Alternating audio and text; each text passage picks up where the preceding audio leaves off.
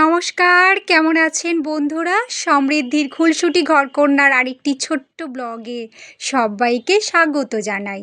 সকাল সকাল আমার বন্ধুদেরকে সুপ্রভাত জানিয়ে আমার ব্লগটি শুরু করছি। আর আজকের ব্লগে মায়ের নিজ নিজ দায়িত্ব ছোট্ট সন্তানের ওপর কিভাবে পালন করছি সেটাই দেখাবো। তো বন্ধুরা, দেখলে সকাল সকাল ঘুম থেকে তো উঠেই এই যে চলে এসেছি ব্যালকানিতে। আর ব্যালকানির দরজাটা আমি ওপেন করছিলাম। তো চলো, ওপেন করতে করতে রাস্তার দিকে তাকিয়ে দেখছি এই যে হালকা হালকা শীতের ছোঁয়া আর লোকজন রাস্তা দিয়ে চলছে। আর আমি দেখো না, এক পলকে তাকিয়ে রয়েছি কিছুক্ষণের জন্যে। তো বন্ধুরা, এই মিষ্টি একটা সকালে সবাইকে সুপ্রভাত জানাই।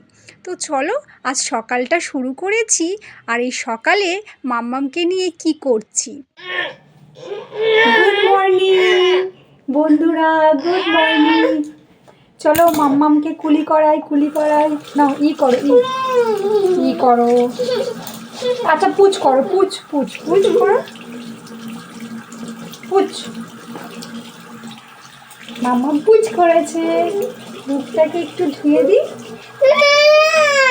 হয়ে গেছে।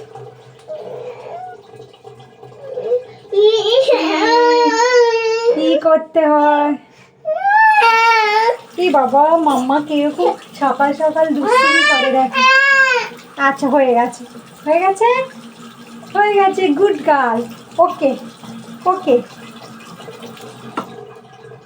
ওকে মাম্মা, একটু স্মাইল। মাম্মামের ঘড়িতে সকাল 7টা বাজে। আর মাম্মাম মায়ের পিছু পিছু সকাল সকাল ঘুম থেকে উঠে পড়েছে। আর আমি আমার দায়িত্বগুলো পালন করার চেষ্টা করছি।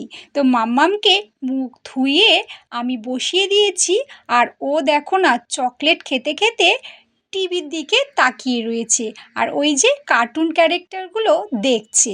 সত্যি, কার্টুন দেখতে কার না ভালো লাগে? ছোট্ট বাচ্চাদের তো অবশ্যই ভালো লাগবে। তো মাম্মাম কার্টুন দেখছে আর আমি সকাল সকাল দরজাটা খুলে এই যে আমার হাতে একটা দুধের বোতল। হ্যাঁ বন্ধুরা, এটা হচ্ছে গরুর দুধ। আর এটা মাম্মামের জন্য আর সঙ্গীতের জন্য নিই। তো চলো দরজাটা বন্ধ করে দিই সকাল সকাল।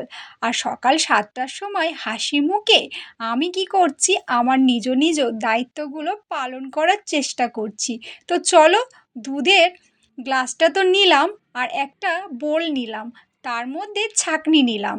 তো ছাঁকনি দিয়ে দুধটা ছেঁকে নিচ্ছি, কারণ গরুর দুধের মধ্যে লোম থাকতে পারে। তো সেগুলো ছাঁকনি দিয়ে একটু ছেঁকে নিতে হয়। তো চলো, দুধটা আমি ছেঁকেই বসিয়ে দিলাম গ্যাস ওভেনের মধ্যে। এরপর চলে আসলাম কোথায় বলো তো? রুমের মধ্যে।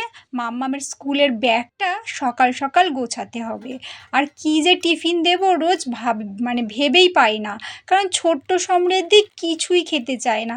তাই ভাবলাম আজ একটু সকাল সকাল নিমকি আর শুকনো মুড়ি দেব, যদি একটু খায়। তো খাই তো না, শুধু টিফিন বক্সের মধ্যে জল ঢেলে দেয়। ভাবছো? হ্যাঁ বন্ধুরা, ও এই যে নটি ডটি কাজগুলো করতে ভীষণই ভালোবাসে। মাথায় খুবই দুষ্টু বুদ্ধি। তো চলো, আমি রেডি করে ফেলেছি মাম্মামের ব্যাগ, জলের বোতল, টিফিন বক্স আর টাওয়াল সব কিছু দিয়ে দিয়েছি।